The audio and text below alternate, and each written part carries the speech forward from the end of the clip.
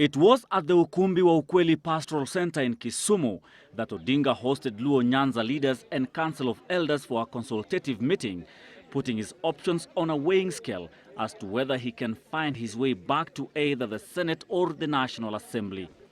It was here that the former PM was prevailed upon to make a comeback to either of the houses, after which he takes his rightful position as the opposition leader, now known as the minority leader. Leaders and professionals called for a consultative meeting to prevail upon the Hon Raila Odinga to reconsider his widely stated stand of continuing his role in advancement of good governance and consolidation of Kenyan democratic gain from outside Parliament. He's our party leader. Without direction, ODM as a party is floundering. And to make the former Premier's return to Parliament possible, several MPs and senators have even offered to relinquish their positions in his favor if Odinga makes up his mind. No shortage of politicians are willing to step down for Raila, me included. The situation is it what he wants and desires? Yes? And he's already asked. He's already said, give me time to consult my partners, give me time to consult others who are involved.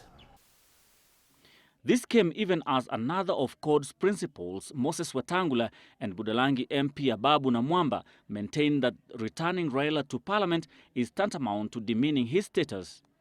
Raila Odinga, for me, has built a certain stature, which I honestly believe places him above Parliament. And if you are to bring him to Parliament, you will certainly puncture that stature. He has outgrown some of the institutions like the Parliament and the Senate. He is our party leader, he is our coalition leader, and we want him to remain as that because we don't see anybody of his caliber who is in Parliament at the moment.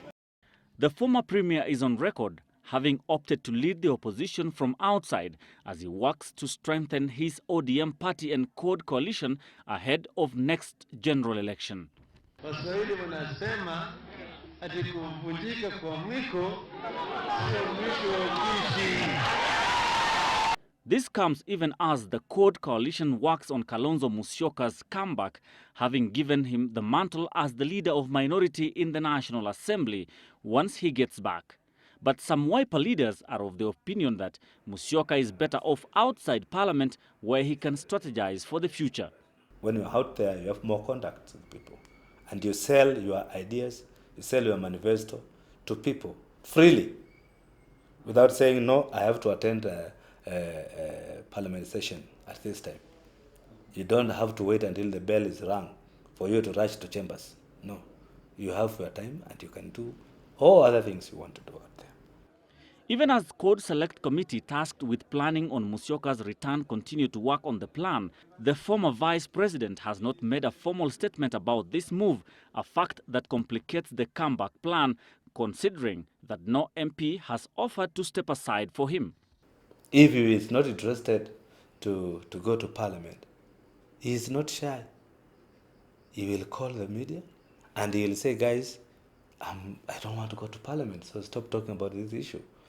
To this end, it is not expressly clear whether the two CORD principals are keen on making their way to any of the houses, but their supporters are determined to have the plan work. Kendagor Obadiah, Citizen Weekend.